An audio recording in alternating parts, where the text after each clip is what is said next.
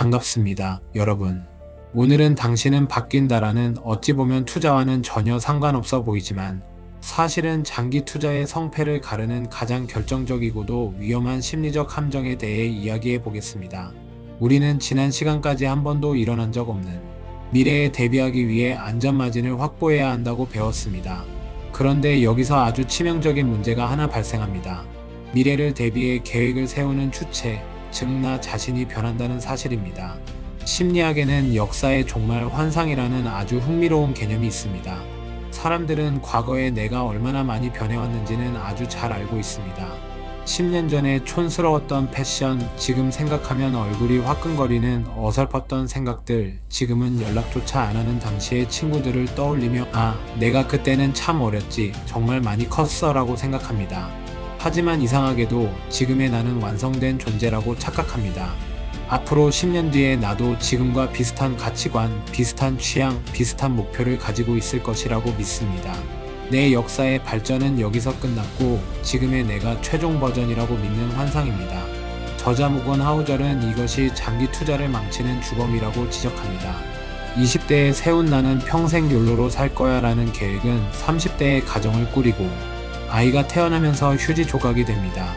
30대에 세운 나는 60세까지 100억을 모으기 위해 오늘 마시는 커피 한 잔도 아끼며 모든 소비를 희생하겠어 라는 극단적인 계획은 40대에 찾아온 갑작스러운 건강 악화나 삶의 회의감으로 인해 무너집니다.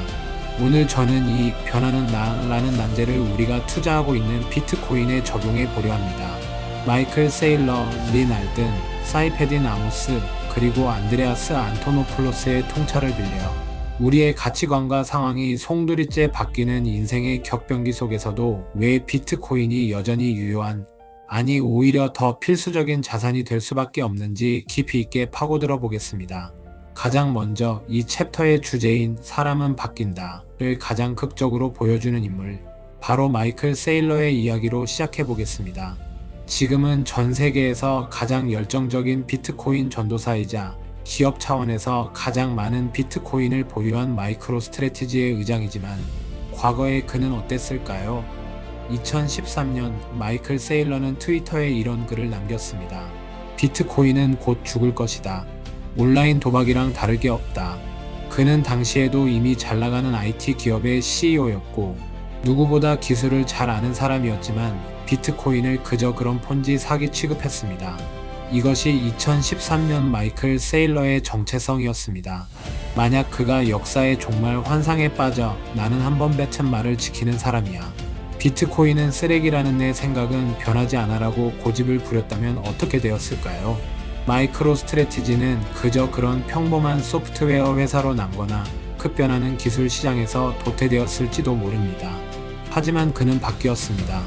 2020년 코로나 팬데믹으로 인한 연준의 무제한 양적 완화를 목격하며 그는 자신의 과거 발언을 과감하게 철회하고 내가 틀렸다고 공개적으로 인정했습니다. 그리고 누구보다 공격적으로 비트코인을 매수하기 시작했습니다. 세일러는 이렇게 말합니다. 정부가 바뀌면 의견도 바뀌어야 한다. 그것이 지성이다. 과거에 내가 틀렸음을 인정하는 것은 부끄러운 일이 아니라 더 나은 미래로 나아가기 위한 필수 과정이다. 우리가 투자 계획을 세울 때 흔히 나는 죽어도 안 팔 거야, 호들할 거야 라고 맹세합니다. 하지만 5년 뒤, 10년 뒤에 여러분은 지금과 다른 사람일 수 있습니다. 결혼을 해서 큰 집이 필요할 수도 있고, 갑작스러운 병원비가 필요할 수도 있고, 혹은 투자의 철학 자체가 바뀔 수도 있습니다. 비트코인 투자의 가장 큰 적은 시장의 변동성이 아니라 투자자의 경직된 사고입니다. 나는 절대 안 팔아라는 고집보다는 상황이 바뀌고 내가 바뀌면 전략도 유연하게 수정할 수 있다는 태도가 필요합니다. 다만 그 수정이 공포에 의한 패닉셀이 아니라 세일러처럼 더 나은 삶에 의한 합리적 변화여야 한다는 것이 핵심입니다. 모건 하우절은 책에서 매물 비용 오류를 경계하라고 말합니다. 내가 이 직업을 갖기 위해 10년을 공부했는데 적성에 안 맞아도 이제 와서 포기할 순 없어. 내가 이 주식에 쏟은 시간이 얼만데 본전 찾을 때까진 죽어도 못 팔아. 이것은 과거의 내가 미래의 나의 발목을 잡는 행위입니다. 과거의 내가 10년 전에 한 결정 때문에 현재와 미래의 내가 불행해지는 것을 감수하는 꼴이죠. 비트코인 보안의 구루 안드레아스 안토노플로스는 이 부분에서 우리에게 큰 울림을 줍니다.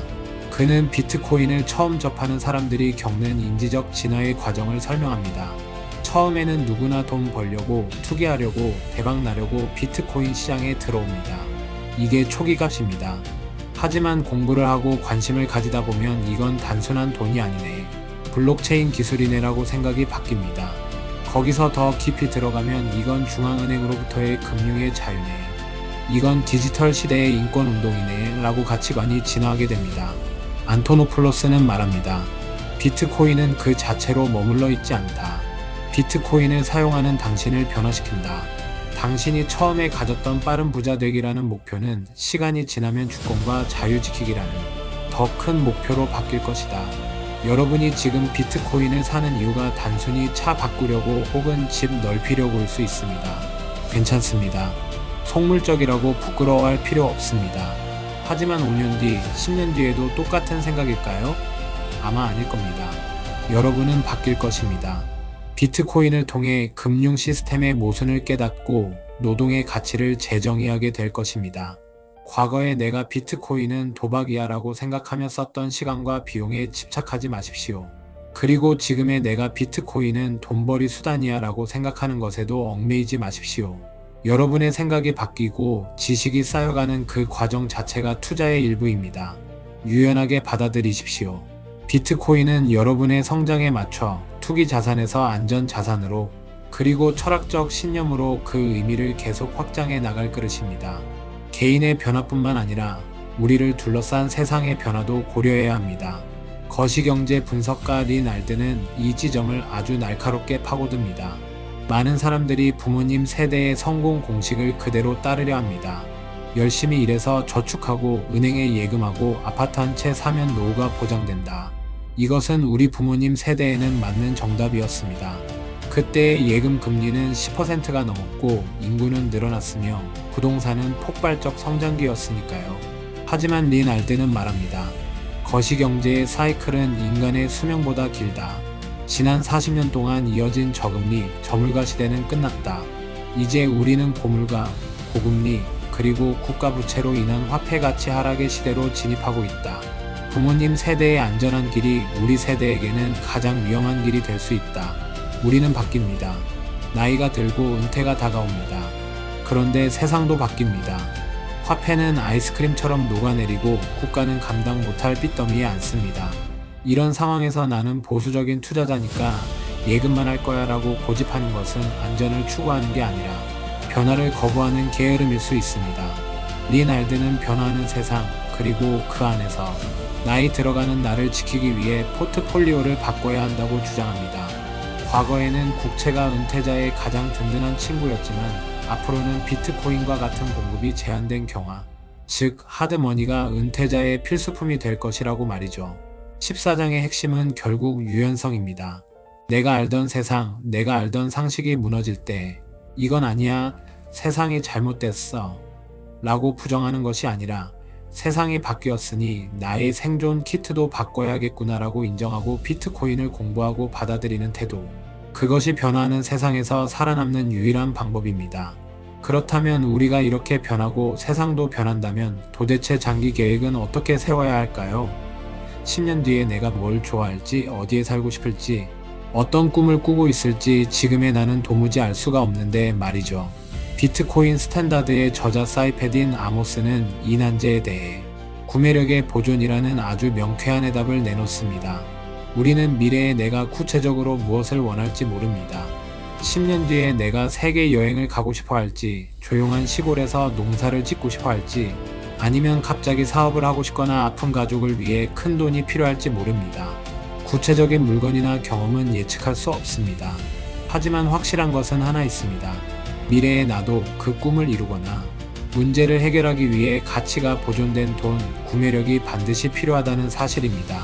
사이페딘 아모스는 말합니다. 비트코인은 낮은 시간 선호를 가진 사람들이 미래의 불확실한 자신에게 보내는 가장 확실한 타임캡슐이다. 법정 화폐는 시간이 지날수록 가치가 녹아내립니다. 이것으로 10년, 20년을 저축하는 것은 미래의 나에게 미안하지만 너는 지금보다 좀 더 가난하게 살아야 해라고 말하는 것과 같습니다. 부동산은 좋은 자산이지만 유동성이 떨어집니다. 급하게 이민을 가거나 병원비가 필요할 때 집을 화장실만 떼어서 팔 수는 없습니다. 즉, 미래의 나의 변화에 유연하게 대처하기 어렵습니다. 반면 비트코인은 어떻습니까? 첫째, 발행량이 2100만 개로 제한되어 있어 장기적으로 구매력이 보존되거나 상승합니다. 둘째, 전 세계 어디서나 24시간 현금화가 가능합니다. 셋째, 국경을 넘어 어디든 내 머릿속에 기억해서 가져갈 수 있습니다. 이것이 의미하는 바는 큽니다. 여러분이 비트코인을 모은다는 것은 미래에 내가 어떤 모습으로 변하든 어디에 살든 무엇을 원하든 그 선택을 지지해 줄 수 있는 자유를 선물하는 것입니다. 10년 뒤에 여러분이 갑자기 나는 한국을 떠나 전 세계를 떠도는 디지털 노마드로 살래라고 마음을 바꿔도 비트코인은 그 꿈을 즉시 지원해 줄 수 있습니다. 집을 팔고 환전하고 송금 제한에 걸리는 복잡한 과정 없이 말이죠. 비트코인은 변화무쌍한 여러분의 미래를 가장 유연하게 뒷받침해주는 만능 열쇠이자 자유의 티켓입니다. 마지막으로 다시 책으로 돌아와서 모건 하우절의 조언을 깊이 새겨봅시다. 그는 우리가 변한다는 사실을 인정하고 양극단의 계획을 피하라고 조언합니다. 나는 지금부터 10년 동안 친구도 안 만나고 여행도 안 가고 밥만 먹고 숨만 쉬면서 월급의 90%를 비트코인에 넣을 거야. 이것은 아주 위험한 계획입니다. 왜냐하면 인간은 기계가 아니기 때문입니다. 23년은 도끼로 버틸 수 있어도 5년이 지나면 지칩니다. 내가 이렇게까지 살아야 하나? 라는 회의감이 들고 보상 심리로 포기해버리거나 홧김에 다 팔아버리고 사치를 부릴 수 있습니다. 이것은 미래의 내 심리 변화를 무시한 계획입니다. 반대로 인생 뭐 있어? 지금 즐겨야지. 비트코인? 나중에 사지 뭐. 이것 또한 위험합니다. 미래에 초라해진 나를 방치하는 무책임한 계획이니까요.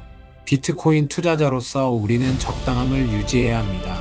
마이클 세일러처럼 확신을 가지되 사이페딘 아모스처럼 길게 보고 안토노플로스처럼 배우며 진화해 나가야 합니다. 적당한 소비, 즉 지금의 행복을 어느 정도 누리면서도 미래의 나를 위해 비트코인을 꾸준히 적립하는 적당한 저축이라는 균형. 이 지루하고 평범해 보이는 전략이야말로 변덕스러운 내 마음이 10년, 20년이라는 긴 항해를 포기하지 않고 완주하게 만드는 유일한 비결입니다. 여러분의 취향은 바뀔 겁니다. 목표도 바뀔 겁니다. 직업도 바뀔지 모릅니다. 하지만 내 삶의 주도권은 내가 쥔다는 그 본질적인 욕망은 변하지 않을 것입니다. 비트코인은 그 변하지 않는 욕망을 지켜주는 가장 단단한 도구입니다. 오늘 돈의 심리학 14장을 정리하며 여러분께 드리고 싶은 말씀은 이것입니다. 나도 변하고 세상도 변한다. 그러니 어떤 상황에서도 내 가치를 지켜줄 수 있는 변하지 않는 무언가를 붙잡아라. 우리는 오늘 비트코인 옹호론자들의 이야기를 빌려 변화에 대처하는 자세를 배웠습니다. 마이클 세일러에게서 틀렸음을 인정하고 수정하는 용기를 린 알덴에게서, 시대의 변화를 읽고 포트폴리오를 재편하는 지혜를 안드레아스 안토노플로스에게서 투기꾼에서 주권자로 진화하는 성장을, 그리고 사이페딘 아모스에게서 미래의 나에게 자유를 선물하는 사랑을 배웠습니다. 비트코인을 무지성으로 영혼까지 끌어모아 사라고 강요하는 것이 아닙니다. 그것은 변화할 미래의 나에게 촉새를 채우는 일이 될 수도 있습니다. 감당할 수 있는 만큼 내 삶을 위협하지 않는 선에서 꾸준히 모아가십시오. 그렇게 쌓인 비트코인은 10년 뒤 여러분이 어떤 사람으로 변해있든 그 새로운 여러분을 가장 든든하게 지켜주는 지원군이 되어줄 것입니다. 과거의 나에 얽매이지 마십시오. 나는 원래 이런 사람이야 라고 단정짓지도 마십시오. 여러분은 더 나은 사람으로 더 지혜로운 부자로 바뀔 수 있습니다. 그리고 그 변화의 여정에 비트코인이라는 강력한 러닝메이트가 함께한다면 그 길은 훨씬 더 외롭지 않고 든든할 것입니다. 오늘도 긴 시간 쉽지 않은 이야기를 끝까지 들어주셔서 진심으로 감사합니다. 변하지 않는 것은 없습니다. 오직 모든 것은 변한다는 사실만이 변하지 않습니다. 이 변화의 파도 위에서 비트코인이라는 서핑보드를 타고 멋지게 미래로 나아가는 여러분이 되시길 진심으로 응원합니다. 오늘 내용이 여러분의 투자 마인드에 작은 울림을 주었다면, 그리고 앞으로도 저와 함께 부자가 되는 심리를 공부해보고 싶으시다면 구독과 좋아요 부탁드립니다. 여러분의 따뜻한 관심이 제가 영상을 만드는 가장 큰 원동력입니다. 함께 공부해 주셔서 감사합니다.